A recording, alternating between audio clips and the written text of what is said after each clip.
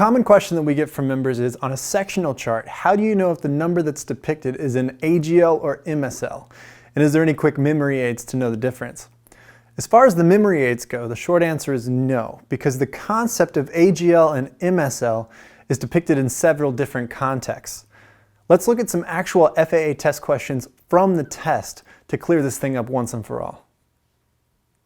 The elevation of Chesapeake Regional Airport is A, 19 feet, B, 216 feet, and C, 190 feet. Now, although AGL versus MSL isn't specifically referenced in this section, it does make sense that airport elevations would be in MSL. Otherwise, every airport's elevation would be 0 AGL. Looking at the sectional chart, here is the elevation. The correct answer is 19 feet. Let's move on to another. What is the height of the lighted obstacle approximately 6 nautical miles southwest of Savannah International?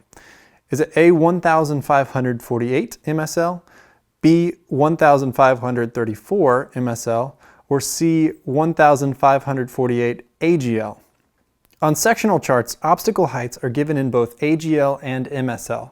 The numbers are stacked with the MSL height on top and the AGL height below within parentheses.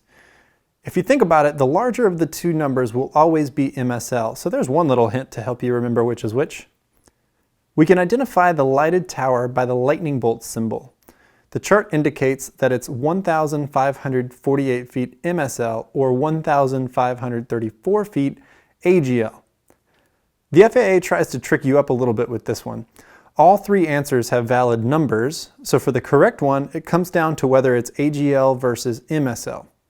The correct answer is 1,548 feet MSL. It would also be correct to say the tower is 1,534 feet AGL, but that wasn't one of the answer choices. What is the floor of the Savannah Class C airspace at the shelf area? Is it A, 1,300 feet AGL, B, 2,500 feet MSL, or C, 1,300 feet MSL? On the charts, airspace altitudes are always shown in MSL. Let's think about it. Charts are created for pilots of manned aircraft, so when they're flying along, the terrain elevation is constantly changing, so they don't know what height they are above the ground. To solve this issue, pilots use altimeters that are calibrated in MSL. These allow all pilots to use the same reference point for altitude. Since charts are created for manned aircraft, it would just make sense that they would also use MSL for towered airspace altitudes. In Class B and C airspaces, the tops and the bottoms of airspace layers are shown in stacked numbers, both depicted in MSL. For Savannah, top of the airspace is 4,100 feet MSL, and the bottom of the shelf area is at 1,300 feet MSL. All right, let's do one more.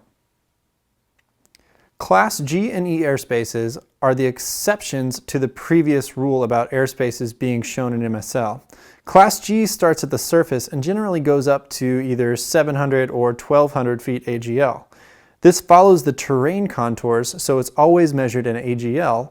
Where Class G ends, Class E usually starts.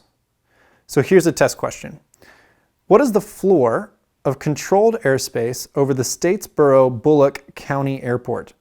Is it A, 1,200 feet AGL, B, 1,200 feet MSL, or C, 700 feet AGL?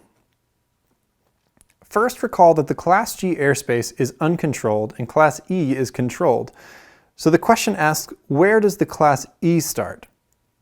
Since we know that Class E starts at either 700 or 1,200 feet AGL, we can automatically rule out any answer in MSL. So is it 1,200 feet AGL or 700 feet AGL? Looking at the chart, we see the shaded magenta outline. That indicates that Class E extends down to 700 feet AGL instead of the standard 1,200 feet AGL. Therefore, the correct answer is 700 feet AGL. I hope this cleared things up for some of you. To go over more actual FAA test questions in more detail, go to onlinegroundschool.com. Like the video and subscribe for more awesome content. Good flying.